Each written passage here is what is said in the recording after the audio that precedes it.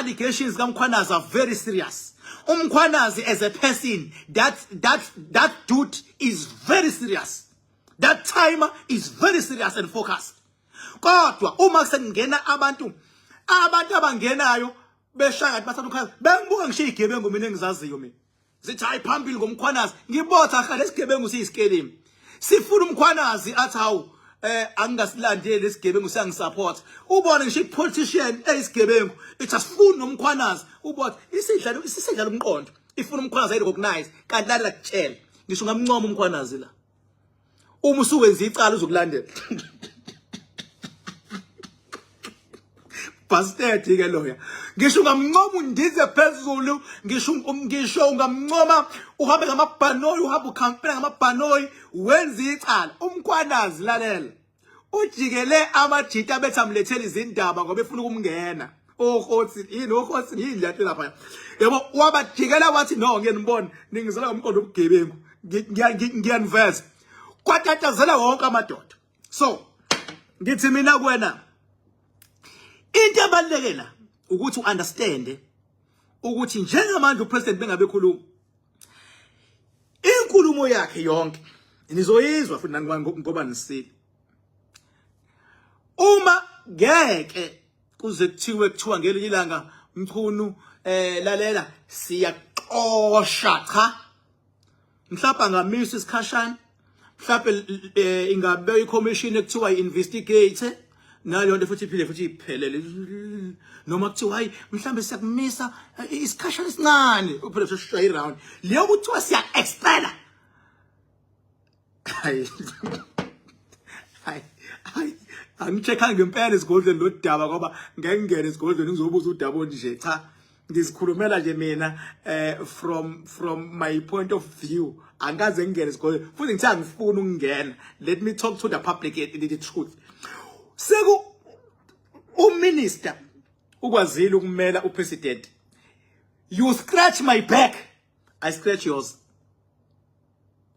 Scratch yours. Ngisho angandiza ama political parties into abane concern nayo upresident ayithandayo into ebalekile ukuthi angagcini elahlekelwa abantu. So nesinqumo sakhe ufuna bengathi sithi ukuze akwazi ukubamba abantu baqhubeka abantu bekholela kwinhlangano kodwa futhi there is no way ukuthi angalahle Mchunu. There is no way ukuthi angalahle Mchunu. No way. Yabo no way.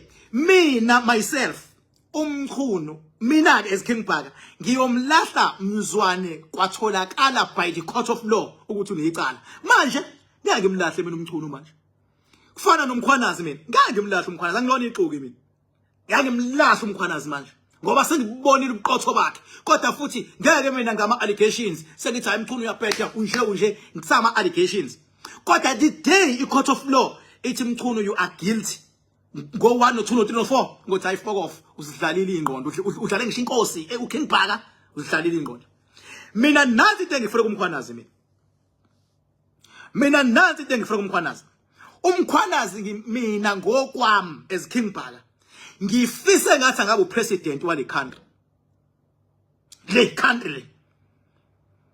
nali mina iphupho lami lalikhona umkhwanazi angaba candidate yoba president sonke singayithemba ngoba uyakwazi ukuma mayithe ngiyenza abu president naku umbuzo ke lama political parties ayo somathuba angaqhubeka yini amsupport umkhwanazi engasavula inhlangano yakhe manje ukuthi hayi ke South Africa sengonomele angaqhubeka yini amsupport lama political parties mana ngutshela ngeke azamsupport ngeke ngoba yindaba angambona njenge threat manje kuwona ngeke thina boKing Bhaka singamsupporta kunjalo umkhwanazi manje indlela seyiprove ngayo emhlabeni sekumele abo president futhi abo president hayi ngokujoyina amaqembu abantu avule lakhe iqembu kodwa yena njengendoda eqotho leso sinqumo ngeke alala avuka sithathe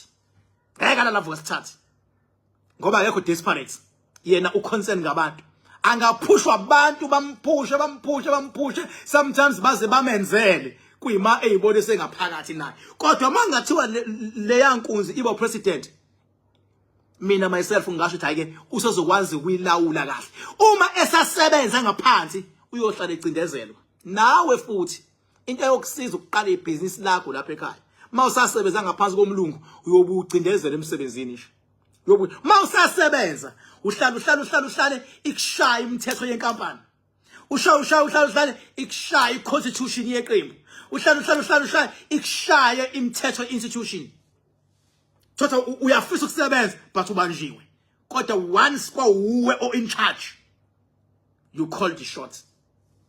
Umbuzo wami uthi kusasa umkhwanazi bengamemezela ukuthi South Africa sebengiphushile ukuthi angibe neqembu sengaba kulona lama political parties athi umkhwanazi we believe kuwena azoqhubeka yini asho